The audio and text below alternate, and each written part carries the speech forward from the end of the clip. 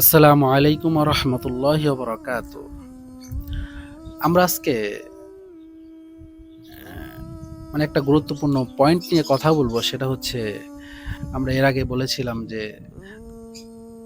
সবচেয়ে ভয়াবহ ফিতনা দাজ্জাল আসার পূর্বে কি কি ঘটবে। আজকে আমরা যে পয়েন্টটা নিয়ে আলোচনা করব সেটা হচ্ছে দাজ্জালের অসার দাবির ক্রমোন্নতি। সেটা হলো, দাজ্জাল প্রথমে সমাজ সংশোধক হিসেবে আত্মপ্রকাশ করবে। এরপর সে প্রতাপশালী বাদশার রূপ ধারণ করবে। তারপর সে নবুয়তের দাবি করবে এবং সর্বশেষ নিজেকে সে প্রভু বলে দাবি করবে।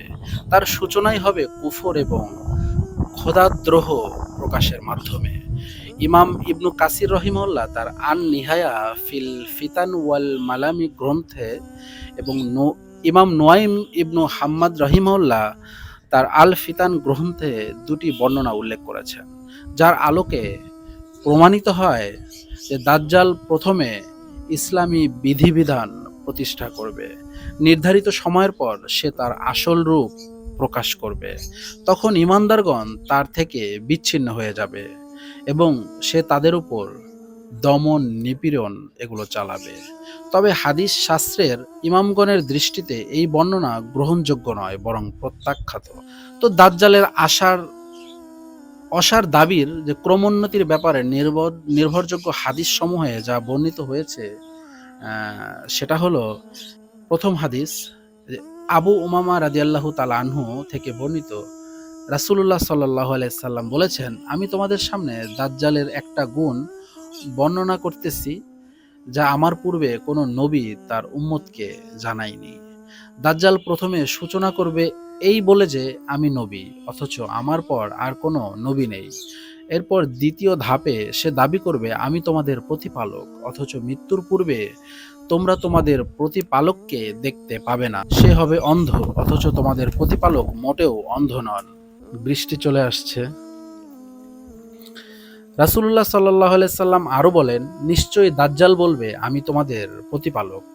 তখন যে ব্যক্তি বলবে তুমি আমাদের প্রতিপালক নও, বরং আল্লাহ আমাদের প্রতিপালক, তার উপর আমরা ভরসা করেছি এবং তার উদ্দেশ্যে অভিমুখী হয়েছি, আমরা আল্লাহর কাছে শিরক থেকে আশ্রয় প্রার্থনা করি, তো ওই ব্যক্তির উপর দাজ্জালের কোনো প্রভাব কার্যকর হবে না। সামুরা ইবনু জুনদুব রাদিয়াল্লাহু তাআলা আনহু বর্ণনা করেন যে রাসূলুল্লাহ সাল্লাল্লাহু আলাইহি সাল্লাম বলেছেন, নিশ্চয়ই দাজ্জাল যখন আত্মপ্রকাশ করবে তখন সে দাবি করবে যে সেই আল্লাহ।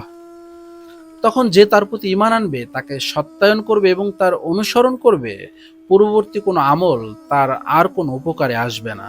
আর যে তাকে অস্বীকার করবে এবং মিথ্যা প্রতিপন্ন করবে, পূর্বে কৃত কোনো গুনাহের কারণে সে আর শাস্তিপ্রাপ্ত হবে না। সুবহানাল্লাহ। তো দেখেন, আমাদের এর আগেও আমি কিছু আলোচনা মানে বই দেখেই করেছি। তো এগুলো কিন্তু আসলে খুবই গুরুত্বপূর্ণ কথা, এটা সবারই জানা দরকার। আমরা তো মুসলিম, আমাদের জান্নাত আছে, হ্যাঁ, আমাদের রব আছে একজন। আমাদেরকে তো ভালো কাজ করে জান্নাতের দিকেই চলতে হবে। সেজন্য হঠাৎ করে যদি আপনার আমার সামনে ধরেন দাজ্জাল চলে আসলো, সে তার বিভিন্ন রূপ নিয়ে আত্মপ্রকাশ করলো, তখন আমাদের যদি এই জ্ঞানগুলো না থাকে তাহলে আমরা কিভাবে বুঝবো ভাই বলেন? সেজন্য আপনার কাছে যদি মনে হয় যে এগুলো আসলে জানা দরকার একজন মুসলমানের, তাহলে এটা আপনি অপরের সাথে শেয়ার করে দিবেন, বা শেয়ার করতে না পারলেও এগুলো জেনে আপনি অপরকে জানাবেন। তাহলে আপনি যে শুনলেন বা দেখলেন এটার হক ইনশাআল্লাহ আদায় হয়ে যাবে।